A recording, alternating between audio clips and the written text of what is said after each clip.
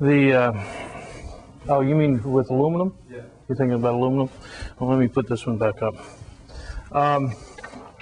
Let's go ahead and start. Question was asked about cathodic scrubbing, or what's usually called the cleaning action of a gas tungsten arc. We talked about gas tungsten arcs before, and they're DC electrode negative, and the electrons are coming out of the electrode and they hit the anode. Now, that's the usual polarity for gas tungsten arc welding, and usually we use the reverse polarity when we're doing gas metal arc welding, where we're trying to melt the electrodes off. It turns out that if you're welding aluminum or magnesium, which have very refractive oxide scales, that you will not get very good removal of that oxide because it's refractory. The magnesium and the aluminum melt at 660 centigrade, and the oxides melt at 2000 or 2800 centigrade. And so you actually end up forming this scale of oxide that kind of floats on the surface. People have found that if you change the polarity and use electrode positive with the tungsten electrode, you get very effective cleaning. For whatever reason, the oxide just seems to pop off ahead of the arc, and you end up with a nice clean aluminum surface, and you get a much better weld.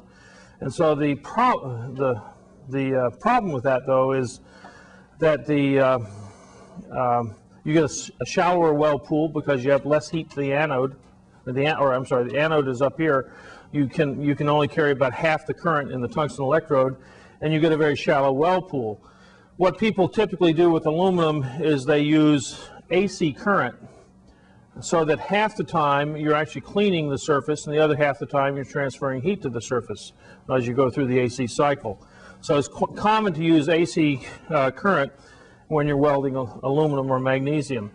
Now the theory, and this is another falsehood in the welding handbook, is that cathodic scrubbing, so it's really, this is the cathode down here and you have a tungsten electrode up here, but the cathode would be down here. The theory is that the argon ions somehow bang into the surface and sputter or knock off. The kinetic energy of the argon ions knocks off the oxide and breaks it up. Well, that would be fine if we were in a vacuum and the argon ions had enough mean free path in order to do that, but they don't. But that's just this is another thing that's wrong in the welding handbook. Plus, it turns out that for whatever reason, and we've actually never published this, but I had a Navy student, Dan Reese, who actually just retired as captain of his last duty station was head of Pearl Harbor Naval Shipyard. But Dan basically was welding titanium in a glove box once, and he was also welding aluminum in a glove box where we had very, very pure argon. This is 10 to the minus 16 parts per million oxygen. So you can almost count the oxygen atoms. And we had a little electrical sensor that actually told us it's a zirconium oxide sensor, the same type of thing that senses the exhaust in your car to tell you whether you're completely burning your fuel, and gives feedback to the engine on burning things. But basically, we knew we had, I said about 10 minus 16 atmospheres of oxygen in the glove box, and so that means that you only had like 10,000 oxygen atoms per mole, or no, 100,000, or whatever the number is. In any case, if you do that, you don't get the cathodic cleaning in aluminum. But if Dan added just a little bit of moisture by basically running his argon, his very dry argon, which was coming up very dry, it was coming off a liquid argon tank. So you know the dew point was low, okay? Very, very, very low moisture content. He just bubbled that through some water, and all of a sudden the cathodic cleaning came back. He added a very, very small amount of oxygen, and the cathodic cleaning came back. And so the actual cathodic cleaning, we believe, is due to the fact that there's a cathode spot where the electrons are emitted from the surface of the weld pool when you're in with the workpiece as the cathode. And essentially the rapid streaming of electrons, which have a density of about 10 to the 8th amperes per square meter. Now that's per square meter, but you're only running 100 amps, and that means the cathode spot is by about 100 or 200 microns in diameter. Very, very small spot with 100 amps coming out. And we believe it's actually the 100 amps of current that actually is breaking up the oxide. You get a very thin oxide film on the surface, and you're blowing so much current out of there that you're breaking the oxide up. Plus the cathode spot the electrons want to be emitted from the oxide surface, wherever the oxide is, because the oxide has a lower work function. It's easier for electrons to be emitted from an oxide surface than from a pure metal surface. The bonded state of the electrons in the metal is greater than it is in the oxide. The Fermi energy is lower in the metal than it is in the oxide, and so the cathode spot will wander around the surface, breaking up the oxide, trying to find new oxide. I actually call it surfing on the surface, on the metal surface, running to areas of high oxygen content. And when it does that, there is a sputtering effect, but it's not because of argon ions, it's because of electrons coming out. Yeah. When you have in gas metal, when you have the tip of the anode and the surface is the cathode, Yep. does the plasma column change shape as compared to gas section? It does, but not a lot. Not as much. Most people couldn't even see it. It turns out there is a difference because the anode spot current density, if I'm running this is negative and this is positive, there's a cathode spot up here, which is around, if I remember correctly, 10 to the 8th amperes per square meter. And the anode spot is only about 10 to the 6th amps per square meter. And so the cathode spot here is 1/10 the diameter. If there's 2 orders of magnitude in the area, right? There's 1 order of magnitude in the diameter. So if this has a cathode spot that's 200 microns, we got 2,000 microns, which is for an anode spot, which is 2,000 microns is 80 mils or something. You know, it's just like 1/8 of an inch. And so the current flow is this way, whereas if I switch it to make this the anode and this the cathode, now I have a very small spot here, and the anode actually has to climb up the walls, the side walls of the electrode.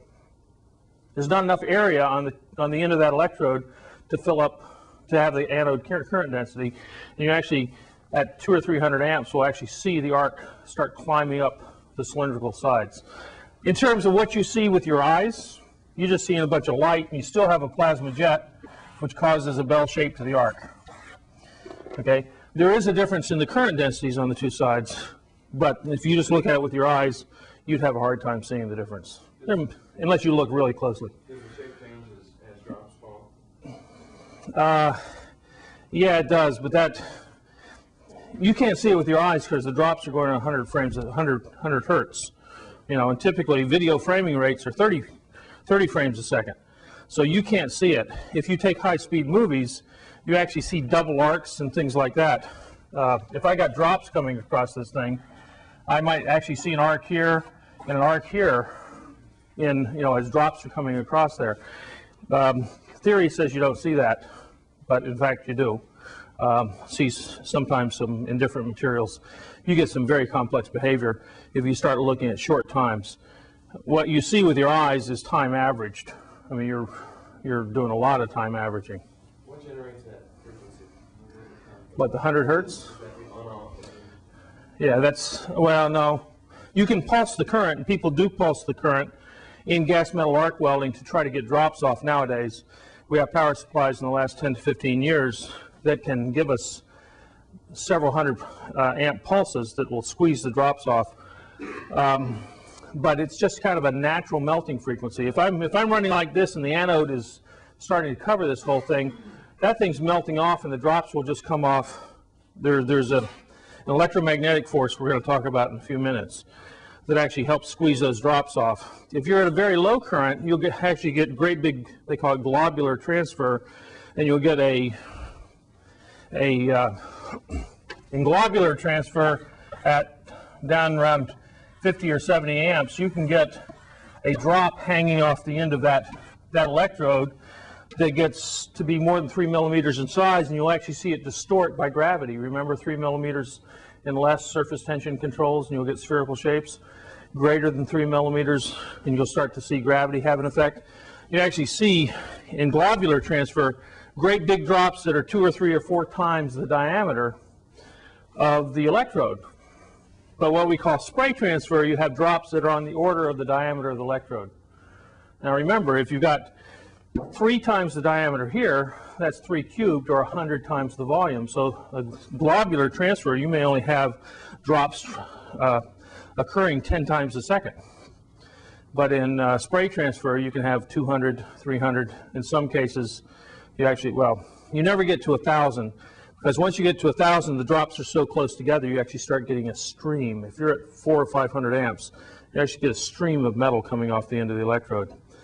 And you get electromagnetic forces that now start causing that stream to go in a helix. And so you get this little jet of molten metal swirling around. Usually at that point, you're not getting good welds because you're spitting out sparks everywhere. Okay, but the best type of welding for most applications is spray transfer at around 200 amps, let's say between 200 and 300 amps, where you have drops at about 100 to 200 hertz. And that's basically just the sort of the natural melting frequency. You can control that frequency within certain limits by driving it with pulsed current, where you may have a background current of 50 amps or 100 amps, and you pulse to 300 or 400 amps for 2 or 3 milliseconds out of every 10 milliseconds. Because if you're at 100 hertz, every 10 milliseconds is a whole drop, a whole cycle. But if you pulse for 2 or 3, 20 or 30% of that time, you can squeeze the drop off with electromagnetic forces, which, well, I guess I can talk about the electromagnetic forces now.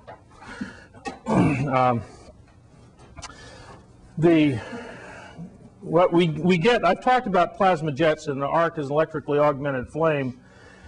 But I haven't, and we talked about in flames, we get the PDV expansion. You got cold gases coming into this hot region in the plasma, and there is a increase in temperature, so this PDV work, and you'll get an expansion, and the gas will go that way. But why does it go that way and not out that way? Well, one of the reasons is there are very strong electromagnetic forces. If you look at the Lorentz force, it says that the force is equal to the current density across the magnetic field vector. The current density, J, this is not the current, this is the current density, J, so it's amps per square centimeter or whatever, is axial, mostly axial. The primary, that means that the primary magnetic field is a circumferential field, B, and you use right-hand rule, and did I do the right-hand rule right? Nope, I did it wrong, so good, okay. I did the left-hand rule. So this is Ben Franklin reversed or something. Anyway, the arrow should go the other way. In any case, J cross B, if you remember a cross product, the direction of this vector has got to be in the direction in the plane that these two vectors is not, in the third direction. So the third direction is radial if we're in a cylindrical coordinate system here with a circumferential field and an axial current. And that means the force is radially directed inward. If I look at this, it turns out the B field is the self-induced magnetic field. It's proportional to the current. If I double the current, I have double the field around that conductor. And this is nothing more than an ion conductor, the plasma. So that says that the magnitude of the force is going to be proportional to the magnitude of the current density squared. If I have 100 amps going through an arc, I obviously have a higher current density up here where the arc is narrower than I do down here where I have 100 amps going through a larger area. That means that the force is greater up here because it goes as the current density squared than it is down here. I now have a high force up here, radially directed inward, and a low force down here. A force that's radially directed inward is also known as a pressure, right? Per unit area, right?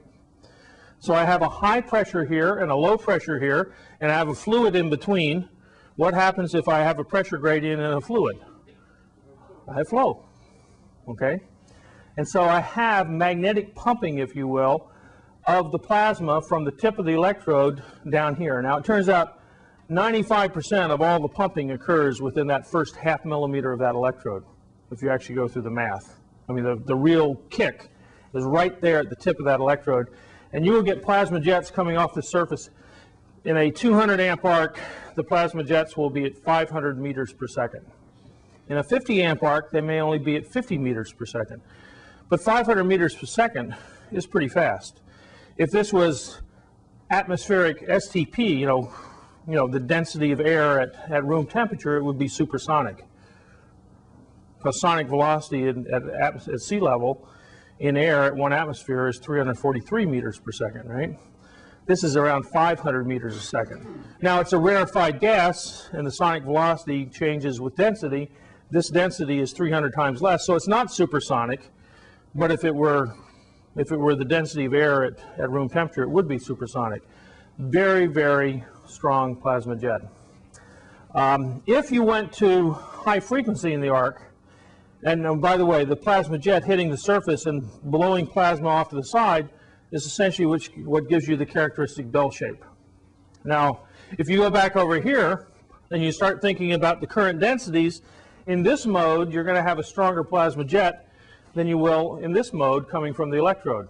In fact, this one, you may actually have a plasma jet coming from the cathode coming up. And when you ask the question, will they look the same? If you're running a welding arc properly, they will look virtually the same because you change the arc length and everything else to make it in the nice bell-shaped arc we like for welding. If I don't do that, if I don't adjust the current and the electrode stick-out length from its electrical contact and the length of the arc and everything else, I can get very different looking arcs. In fact, there are arcs. If I take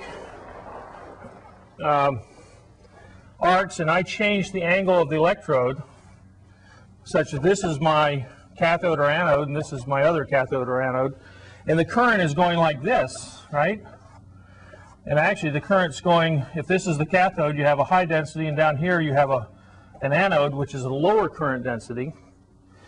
This will generate a strong plasma jet out here, and this will generate a plasma jet out here, and you actually see a flame. With your eyes, you'll see ionized gases shooting across there, even though the current's going this way. You'll basically have an ion flame, okay, a plasma flame shooting out, but there's no current running through that. The current's running between the electrodes. And in fact, this is what they do in hypersonic wind tunnels, where they have to generate plasmas to simulate the effect of the reentry temperatures. The reentry temperatures on a space shuttle can exceed 3,000 centigrade. You start getting above 3,000 centigrade in air, and if I went back and I did the Saha plot for air, it's not going to be ionized. You're not going to get ionization at 12,000 Kelvin. You're going to start seeing significant ionization at 3,000 and 4,000 Kelvin. So actually, there is a plasma in the boundary layer of the surface of the space shuttle as it re-enters due to the frictional heating. Well, if I want to simulate that and do wind tunnel studies, I can't just do things simply. They actually will generate plasmas, and they have plasma generators where they turn the electrodes horizontal, huge currents running this way, and great big plasma flames shooting out that way. It's because of the electromagnetics of the plasma jets. Okay? Remember, the pumping action is all right there where the current is diverging. It's the divergence of the current that creates the pressure differential, and the big difference, since it goes as J squared, is right there at the origin. If I go to high frequencies now, if I go to high frequencies and start pulsing the current at something like 100 kilovolts, I no longer have a bell-shaped arc because I'm reversing the current and the plasma jets more rapidly than the velocity of the gas coming past here. And so I can't get fully developed flow, and I get a football-shaped arc.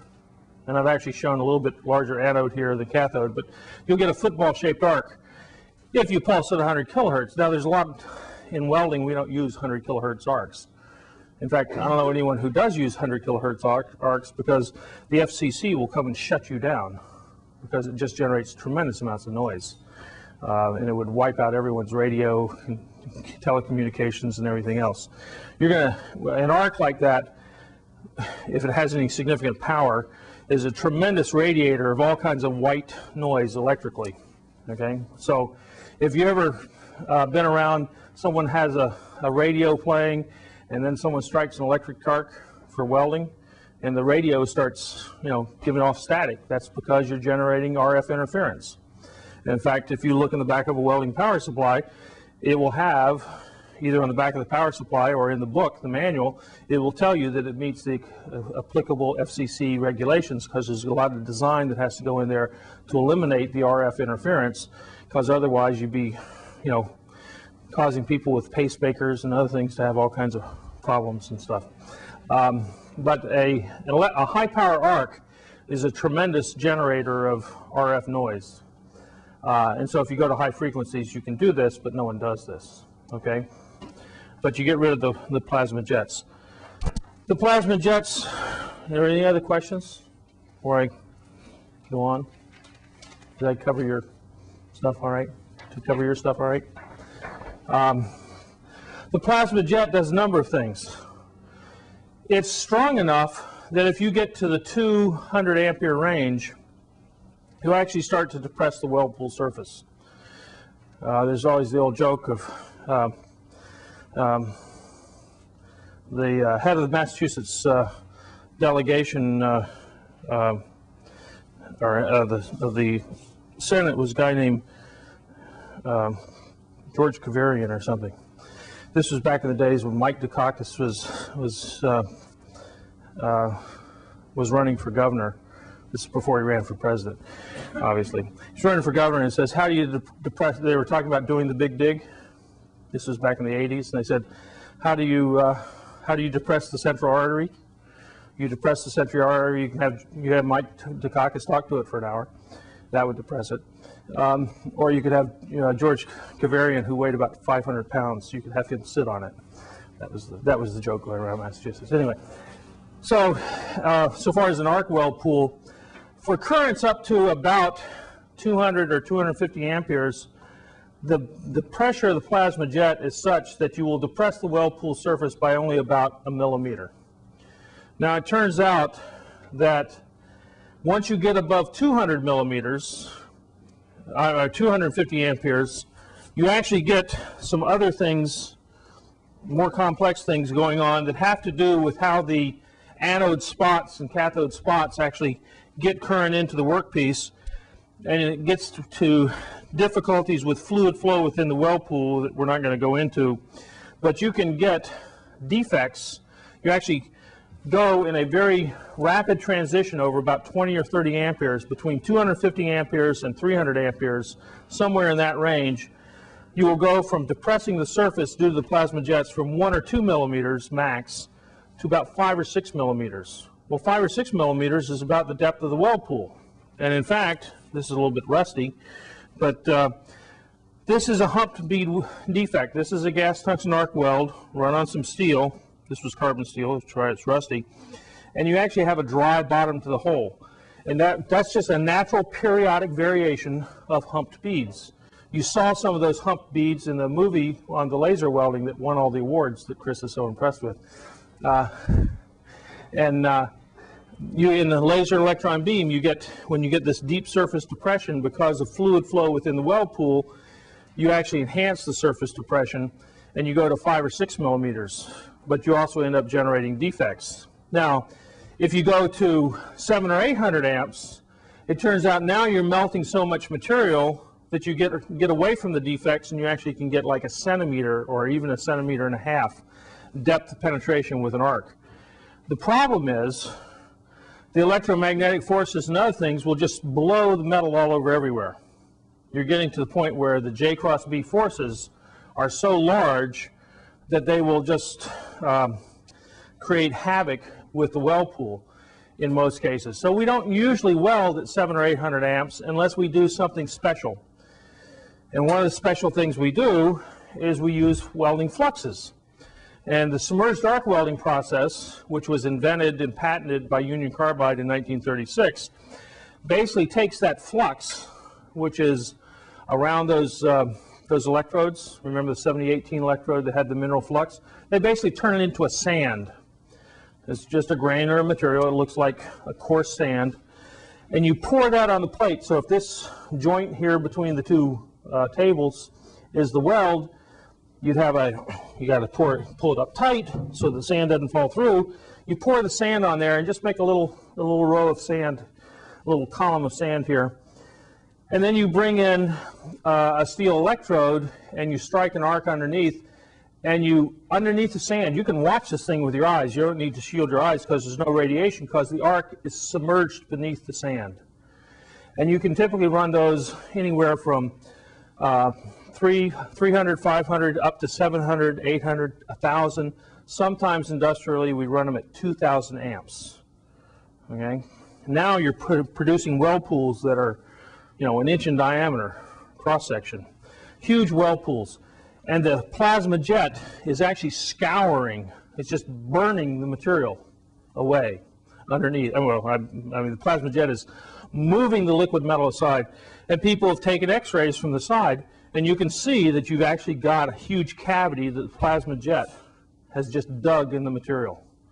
And you're basically just melting a bunch of material and carrying this little cavity right through the material, and the stuff sweeps around behind.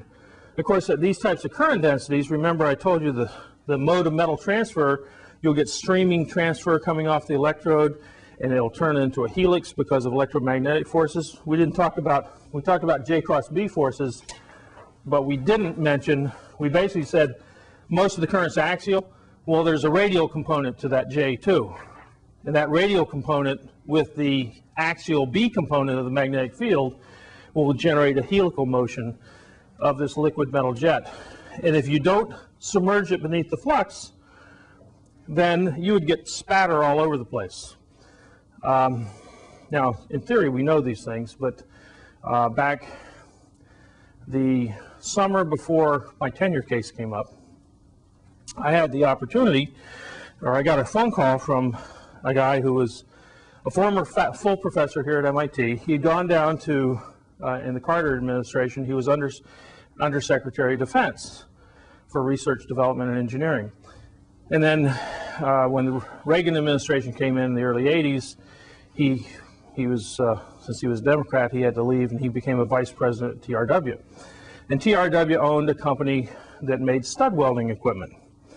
Now, stud welding equipment, if you've ever been on a construction site, or as long as you don't have an accident, if you look closely when you're passing people doing repairs on the bridges and stuff on the highway, you might see where they're about to pour the concrete.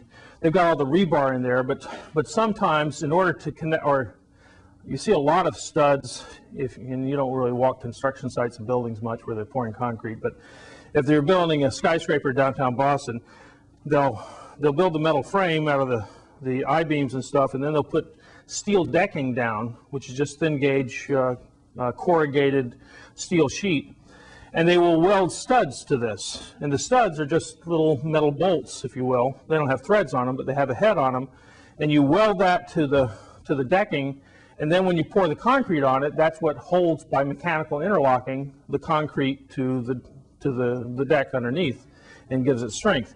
And so when they're pouring the concrete on the bridges on the highway, if you get there, not when they usually put, there's some decking in there, and then they put the rebar on top, but down in there will be these studs. Plus they use studs, they used to use them on the sides of automobiles to hang some of the chrome and stuff. You just make a little stud that's only a couple of millimeters in size, and you weld it to the surface, and then that becomes your attachment point to the sheet metal. Okay, so stud welding, they literally make trillions of studs, and they're just short little welds. But in any case, this one company, division of TRW, Nelson Stud Welding Division, the world's largest manufacturing of stud welding, and they made little bitty studs that are smaller than a pea to great big studs. Well, turns out the biggest studs they made were about 5/8 or 3/4 of an inch. And the big studs, in stud welding, you basically just, you take an electrode, a steel stud, and it would typically have a little piece of aluminum on the tip. And you come down and you touch it, and it would be a pointed tip of aluminum, and then you just pass for about 3/4 of a second or half a second, 1,000 amperes. And basically the aluminum would deoxidize and kind of, because the air around you's got oxygen and nitrogen, the aluminum would vaporize and react with that. And you would melt the end of the stud and the base plate, and after 3/4 of a second, you just slammed it. You had a little spring-loaded mechanism, just slammed the two molten things together, and you just welded this stud to the deck. Well, that was fine, except Reagan had a big build-up, and he was going to build the anti-ballistic missile silos in North Dakota and places, and they wanted to have number 13 rebar in the concrete bunkers, because this had to be hardened against a nuclear attack, right? Number 13 rebar is 1 3/8 inch in diameter. So what's that, 32 millimeter or something like that? Big diameter, much bigger diameter. And it turns out in order to do that, you needed 2,000 amperes of current for not 1 second, not 3/4 of a second, but more like a second or a second and a half. And if you did that, it turns out because of asymmetries in the current, the magnetic field would cause the arc to blow to the side, similar to that type of thing over there. When the current's not symmetric, it'll push the plasma to the side. And so you would end up not melting off evenly, but if this was your stud and you want it to, you start out like that, when you're all done, you'd end up with the thing melted to one side like this, and you try to push it in and you never melted this side, and you'd end up with nothing, you wouldn't be able to squeeze the thing together, and when you're all done, you got a great big cavity right here, and you hadn't produced the stud weld you wanted. So they hired me. Actually, they didn't hire me initially, but you know, I don't have time to go through the whole story. But in any case, I went out there. They gave me 3 days consulting, and I went out there for the first 2 days. And on the first day, they showed me how they'd been trying to weld these big studs off and on for over 30 years, and they'd never developed a successful process. And I said, well, and they told me how this was the problem. They always end up with just heating to one side because the arc blowing to one side. And so they said, well, how can we solve this problem? And I said, well, have you tried putting a magnetic field around it? If you just loop one coil of your welding current and you got 2,000 amps, that's a 2,000 ampere turn magnet. And now you have a current going this way in a magnetic field going circumferentially around that little magnet, actually the B field going this way, and J cross B is going to cause that arc to precess and go around like this and cause a stirring action, and hopefully you won't get the chisel step. They said, we tried that, we'll show you what happens. So we went out to the lab. They had us all set up in a room that was about 15 by 15, and they set everything up, and they said, okay, now let's go around the corner. And they went around the corner, and they had a remote control, and we all stood kind of looking in like this, and the guy hit the remote control, and the whole room filled up with sparks. Because I got plasma jets now that are basically, yeah, we melted a lot of metal, and the plasma jets just threw it all around the room. And yeah, it processed, and it threw sparks all around the room. I mean, the whole room, it looked like the 4th of July. I said, oh, I guess that didn't work, does it? That was my first good idea. And I said, yeah, we tried that before. So they showed me what happened. Well, I guess they weren't too impressed with their consultant because they let me have dinner by myself that night. So I go back to my hotel and I think, gee, but this isn't all that different than submerged arc welding. You know, this thing that Union Carbide invented in 1936, where I got 700 or 800 amps and I got sparks going all over the place. But I have the sand that basically catches the sparks. So the next morning I said, you got a piece of sheet metal, and we made a little dam about 3 inches high and about 4 inches in diameter, and we put it around the stud. I said, you got some submerged arc welding flux, and it turns out they did. We poured some of the sand inside this little dam. I said, increase the time to 6 seconds and pour some of the sand in here and drop the current from 2,000 amps to 800 amps, and let's see what happens. And so we go, And we put the magnetic field around it too, so it would all process. We all went around the corner again, and the guy says, well, hit the top. Go ahead and hit it. He says, well, I did. It must be something wrong. Well, go ahead. They argued for 6 seconds and finally saw the plunger go down, and we made a perfect weld. Okay? Why? Because, yeah, we were throwing, the plasma jet was now not 2,000 amps, it was 800 amps, which means it's down by more than a factor of 4. Remember, the plasma jet strength goes as J squared. And we were throwing sparks out, but they were being caught by the submerged arc welding flux. And we had the magnetic field, that one coil loop around there, so it caused the whole thing to process. And we got beautiful melting all the way around, and the thing plunged. And in submerged arc welding, it can be so quiet, and you don't have to have goggles or anything. Basically, he had already hit it. It started to weld, and we were 10 feet away. We were all sitting there debating whether he had hit it or whether the contactor would work in the power supply. When the thing finally finished, and we go and we knock some of the sand melts as a flux. And we chip that away, and there's this beautiful weld, near perfect. Okay, so I walked out a hero, right? Okay, and then they gave me my other day consulting. I did some work around here, developing some other stuff for them. But they weren't too excited, and they wrote up a patent.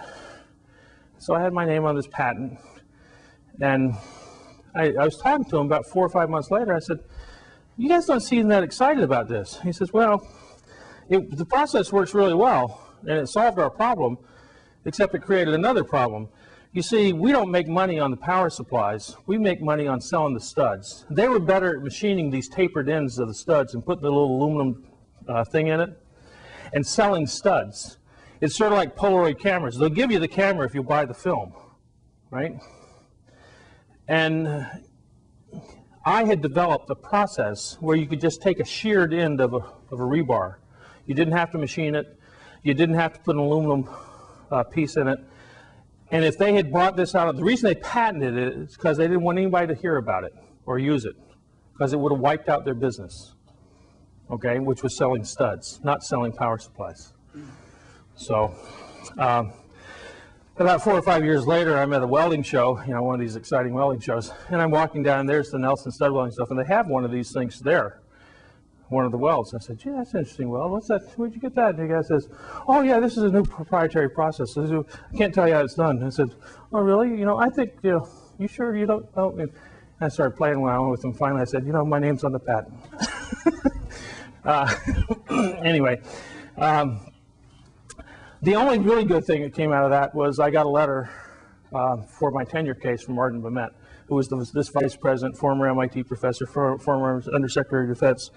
Arden is currently the director of NIST, the National Institute of Standards and Technology. But in any case, so I did get something out of it. I got a good letter for my tenure case. But anyway, that tells you something about plasma jets. Let me tell you a couple of other things about plasma jets while we're here. That's not what I want to tell you about plasma jets. I want to tell you what else they do. So they depress the weld pool surface, just like Michael Dukakis in the central artery. They provide arc stiffness. Okay, you have a strong jet, and the stronger the jet, the more resistant the arc is if there's a sideways cross breeze. And so, in fact, on many power supplies, you'll see an adjustment knob that says arc stiffness, and you just turn that up, and the arc will actually be more resistant to being blown out like you blow out a candle. You can blow out an arc just like you blow out a candle. Maybe it takes a little bit more oomph from blowing, but it can be blown out on a windy day.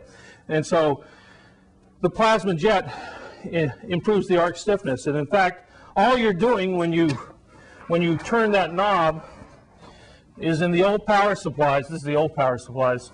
But the old power supplies were rectified current.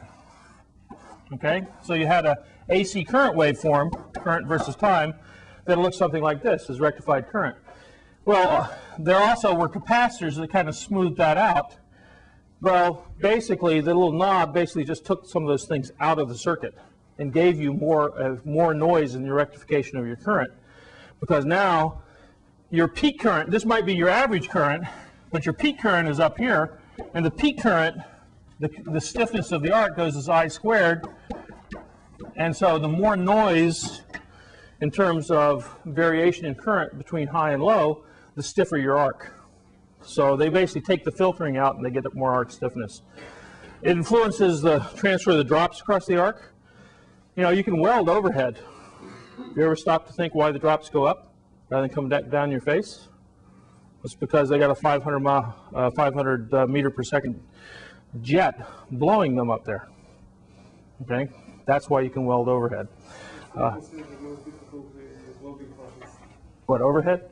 Well, it has to do with skill, because you can't let the weld pool get too big, because the weld pool can fall back down your face. But you have to use the right type of electrode, and you have to go at the right speed and keep the weld pool small enough that surface tension will and the plasma jet will hold it in there.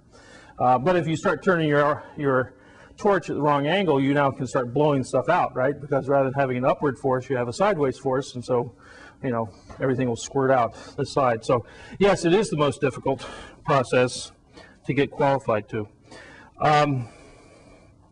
What else to? Gee, what was I going to talk? Oh, that's arc extension. We may not be able to cover that. Tomorrow we're going to cover heat flow in welding, which allows you to do about 3 of the homework problems if you're doing the homework problems. Let me just say, some people have asked, when do your assignments, whether you're doing a term paper or the homework, have to be in? They have to be in about mid-December. Whenever I have to turn the grade sheet in, that's when they have to be in.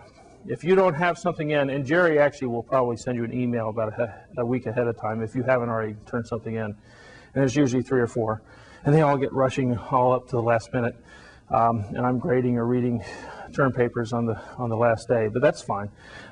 Most of you will get it done. In fact, 2 of you are already done with your assignment. But if you don't give me your assignment, then I will end up giving an incomplete, and then you have to make it up in January. I haven't had to give any incompletes for the last 4 or 5 years, but nonetheless, I will give an incomplete if I haven't received your assignment by then. So tomorrow we'll do heat flow. On Monday, we're going to do lasers and electron beams. On Tuesday and Wednesday, I have to be in Texas and Washington, so you're going to finish up 3371, those other 11 and 12 lectures.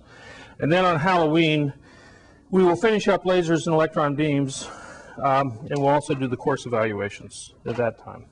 Let's see what else we have. Then I will do, if I can find it, the last topic. Any questions? I'd rather answer questions than just rush through things. But what happens to an arc in a high pressure situation? Very high pressure?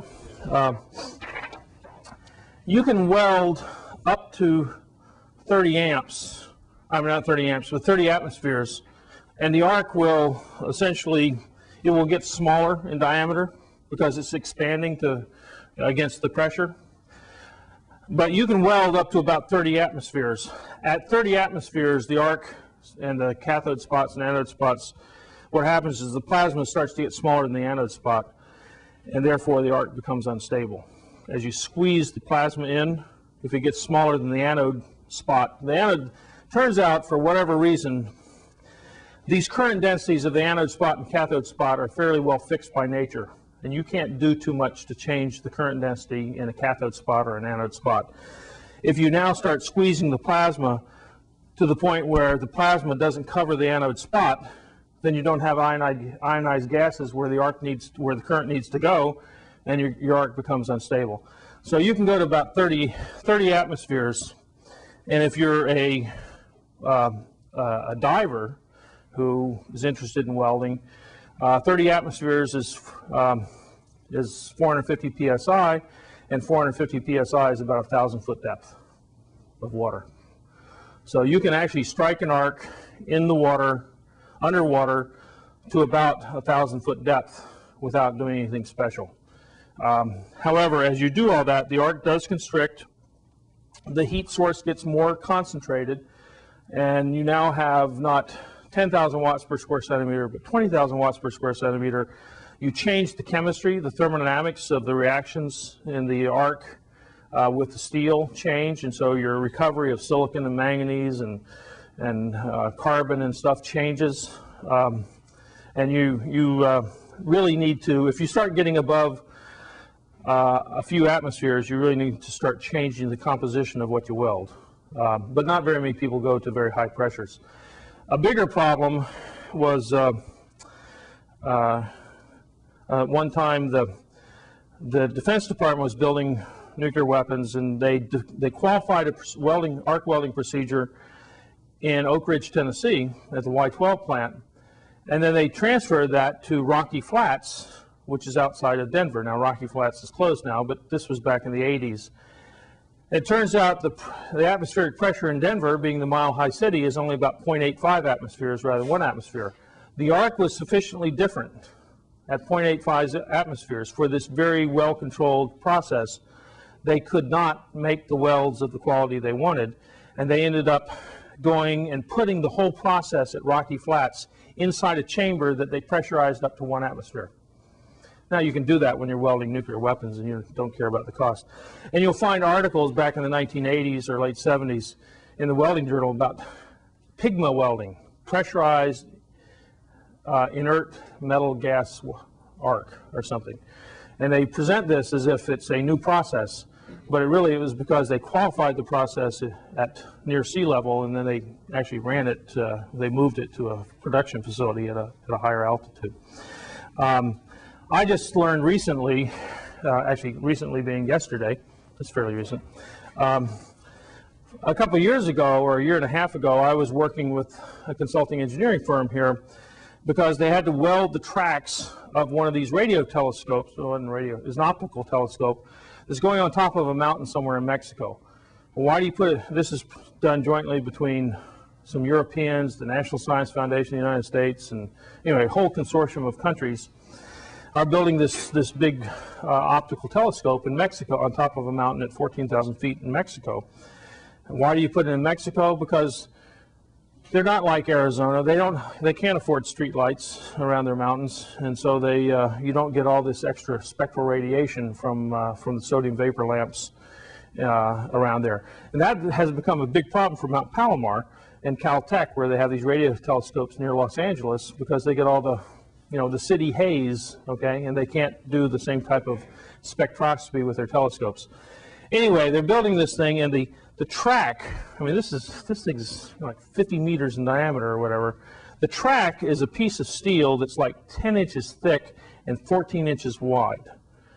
And they have built these types of tracks in different parts of the world for telescopes before. It's just a circular track that the telescope's going to be able to rotate on. They built these things before, but they always do it with just bolted joints. Remember the problem with railroad tracks, and you go over a bolted joint, you always get a bump. Well, it turns out this thing had to be flat within like 0.2 of a millimeter, 0.008 of an inch, 3 human hairs. And no matter how you would bolt that together, when you have this huge thing that probably weighs 1,000 tons coming along here, when it hits the joint, it's going to be more than 3 human hairs of kajunk, okay? So they had to weld it. Well, first the Europeans were involved, so the German firm spent $100,000 welding 1 test weld, okay? And remember, I don't know if I think I told you about, we don't know how to weld the heavy armor plate, the 17-inch thick armor plate anymore. Well, we don't know how to weld the 10-inch thick stuff really anymore. Not to the types of tolerances here, because you had to be able to weld these big forgings out of a high-strength steel. Basically, they're about the size of this table, okay, but about 10 inches thick. You had to be able to weld these and end up with no distortion from shrinkage, and you can't go up there and machine them when the final thing weighs about, the track itself probably weighs 3,000 or 4,000 tons. You can't machine it, so you basically have to you can do a little bit of grinding on the surface, but you can't have very much distortion if this whole thing has to be within 0.008 of an inch. So we had to develop a process. So we worked with this company in Chicago, and they did it, and they were able to make the test weld for only $20,000 or $30,000, and we passed the test weld and showed that we could control the distortion and things like that. which you don't usually have to do with armor plate and stuff. So we made a successful weld. But then they went out for bids. In fact, I was on the phone with this guy yesterday, and I said, whatever happened to that project? He says, oh, we went out for bids, and it turns out Westinghouse, the parent company of this welding outfit that had developed the procedure, and they were going to be a lot cheaper than the Germans, so people were happy. Westinghouse refused to let them bid on the big project because it was going to be done at 14,000 feet. And they couldn't guarantee that everything would work at 14,000 feet. Now, I had warned people that, in fact, frankly, it was probably because I had warned them. I don't think the people knew that there was going to be a difference. In fact, I remember talking to them on the phone and saying, you know, this is going to work a little different at 14,000 feet, so you need to do another test weld up there. And so I guess because I had warned them, Westinghouse got cold feet and said, you can't bid on the contract. So now we have a process with no one to do it. But it's okay because the National Science Foundation and everybody has pulled their money out from the whole project for other reasons, so it's sort of on hold. They have a foundation at 14,000 feet in somewhere Mexican mountain, and they just have to figure out what else they're going to do with it. But in any case, okay, I'll see you tomorrow.